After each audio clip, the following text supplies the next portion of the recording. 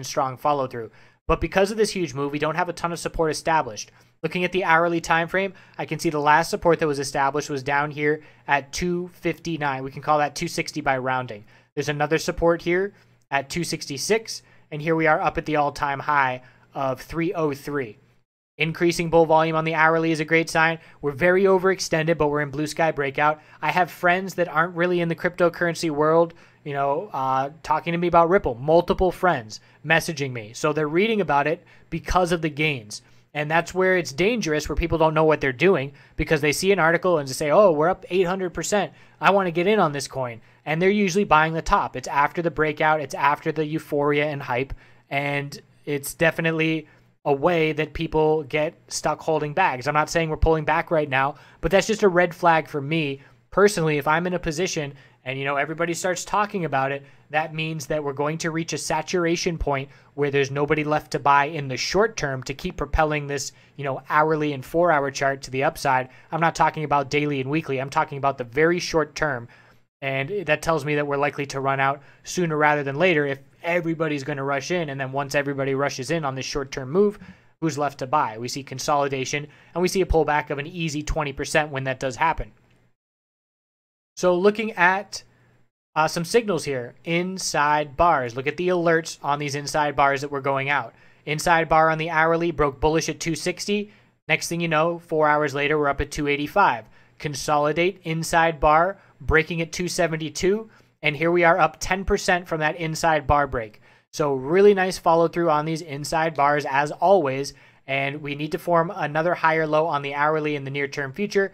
As you can see on this bull move, we usually have consistent bull move and then some brief consolidation. Haven't consolidated after this next leg up, and we could be in for some short-term consolidation to establish a higher low compared to 260 at some point in the near future. So the bulls are definitely still strong. We're still at the all-time highs. If I were in a position, I would be walking up stop losses to protect my profit. And at this point, we don't really have a clear support level. That needs to be established somewhere in the upper $2 range. So again, congrats to the bulls. Some nice opportunity out there in Ethereum and Ripple. I will personally be looking at Litecoin over the next couple days. Nothing really standing out in the near term, but I like this pattern, and I'll definitely make note when it breaks. And we just had an hourly inside bar bull break at 241. Let's see if that's the start of a move up into the mid 240s. But attention's on Ethereum 15-minute, and attention is on Bitcoin 15-minute. So I appreciate you all watching. I hope you have a good night. We'll see you tomorrow.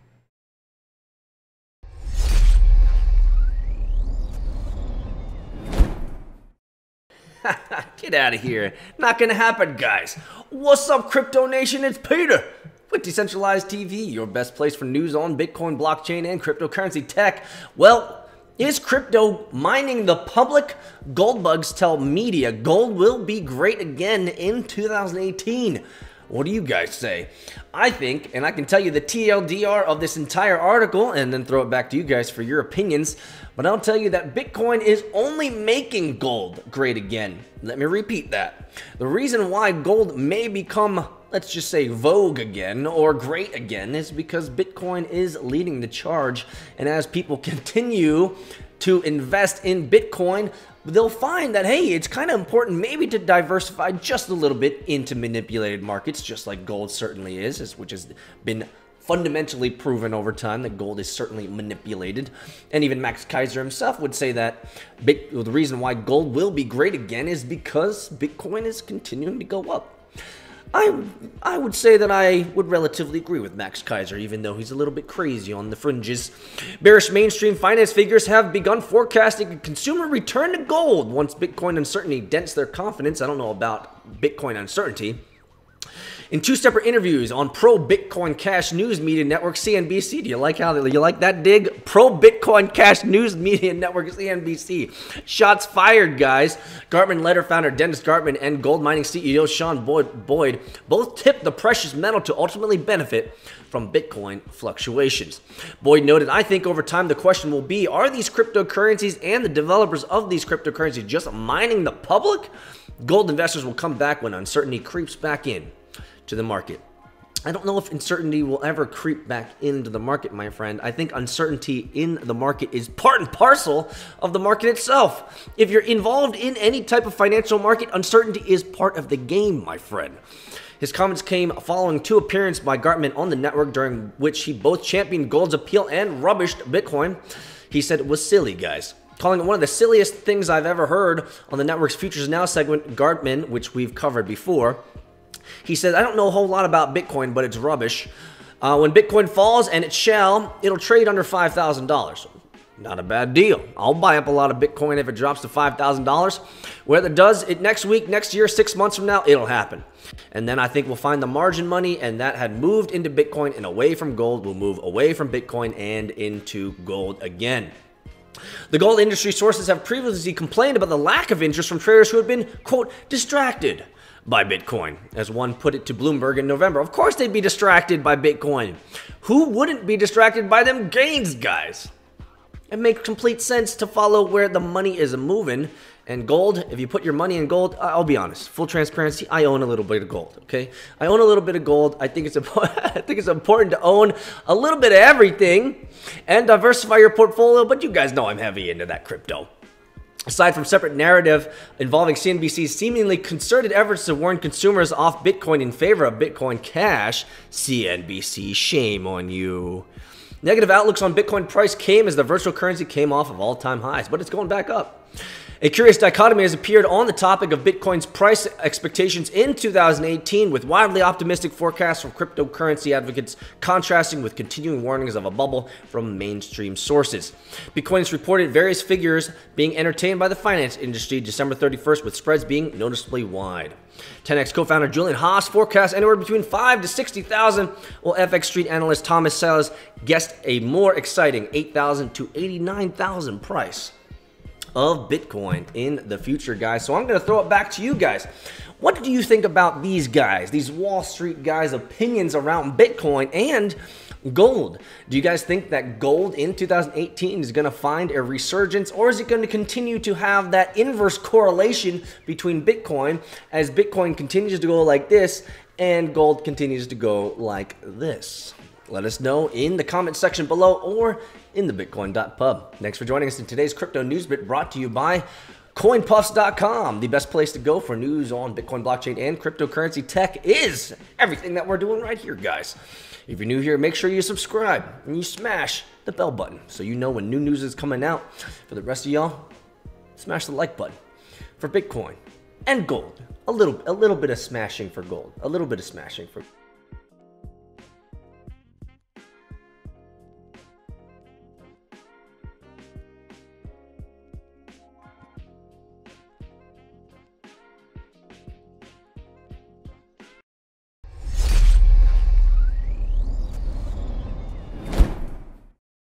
much wow, much amaze. That's amazing, guys. Dogecoin. You guys know it's the Doge Lord. I love me some Dogecoin, guys. What's up, Crypto Nation? It's the Doge Lord. And welcome to Decentralized TV, the best place for news on Bitcoin, blockchain, and cryptocurrency tech, guys. Much wow, much amaze. Dogecoin is reaching that $1 billion market cap. What is going on, guys? This is too strong, guys. Let's get into it, guys. Dogecoin has become the latest cryptocurrency to seize a $1 billion market cap, as commenters suggest the metric is now of little use. That's too bad. Well, what's in a market cap? As altcoin markets surge this week, all new time highs are in sight for many top 50 assets. 35 altcoins, including in addition to Bitcoin, can now be found at the top echelon, those with a market cap of over 1 billion or more. Along with fellow newcomer Komodo, Dogecoin has exploded in value over the past few months relative to its previous price activity. Guys, you guys know, I'm winning bigly with that Doge, guys. Now changing hands at just under 1 cent per coin, Doge has spent most of its existence fluctuating only slightly around 0.0002 cents. Despite a lack of conspicuous technical advances or new use cases, what are you talking about? Dogecoin has exceptional use cases. Fast transaction speeds, very high liquidity. It doesn't fluctuate that often, so you can do massive amounts of trades without having to worry about any delay. What's wrong with Dogecoin, guys? What's wrong with Dogecoin?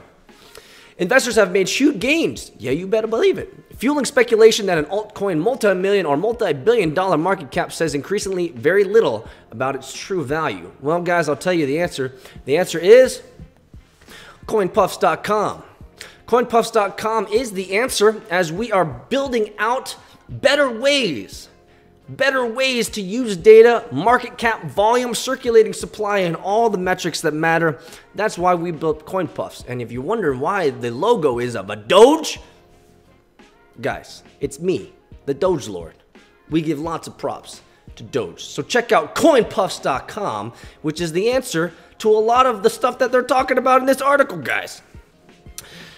According to CoinMarketCap, you don't use that anymore. You go to coinpuffs.com instead. So it should be according to coinpuffs.com. We have 36 crypto assets now worth over $1 billion in network value, and Dogecoin is the 36th.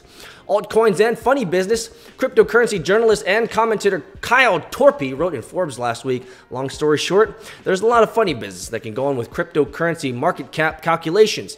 This is not to say that the market cap metric should be thrown out entirely, just that it needs to be combined with other data points. Kind of like why we built coinpuffs.com.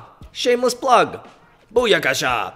Torpy noted that the market cap figures on ratings websites are often overly optimistic, not taking into account the propagation of the coin supply that is locked up in out of circulation. He went on to add, the easiest way to see if there's something fishy going on with a particular coin's market cap is by looking at the trading volume on exchanges. Very well done. A lack of liquidity on exchange means the whale could come in with a large amount of coin and crash the market at a moment's notice. This is very important. Very important, guys. Low liquidity of a coin means that if you buy that coin, but there's not a lot of in circulation, means you might not be able to exit that coin and get massive gains. So make sure you check volume, you check the supply before you buy. Bitcoin's overall market cap share, meanwhile, has continued falling to new record lows Wednesday, dropping below 36% and approaching half the share of the pie it held just weeks ago. Guys, much wow. Dogecoin finally in the news again. I am always excited to hear about Dogecoin being in the news. So, what do you guys think? What do you guys think about judging cryptocurrencies by their market cap? Is there a better way to do it? Should we be looking at a better metric? Should you probably be using coinpuffs.com? The answer is, obviously.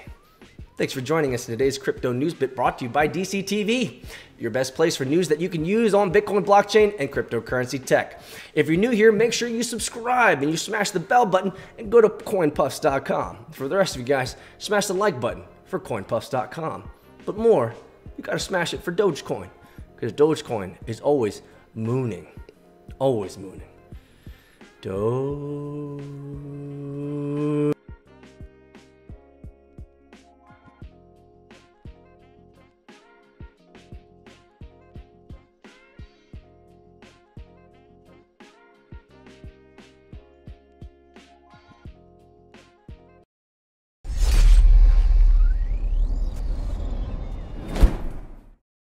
Intriguing ideas, guys. Intriguing. What's up, Crypto Nation? It's Peter with Decentralized TV, your best place for news on Bitcoin, blockchain, and cryptocurrency technology. Did you guys know that North Korea is still in the news? Oh, that's right, because of their nuclear proliferation of bombs and stuff. Or at least that's what the media wants you to believe. But apparently, North Korea is boosting Bitcoin. Like Big Leo. Like big time, guys. Those North Koreans, guys. Those Koreans in general. They just love Bitcoin. Bitcoin has definitely made it big time in 2017 as mainstream media reports ran and televised debates on the meteoric rise of the world's #1 cryptocurrency.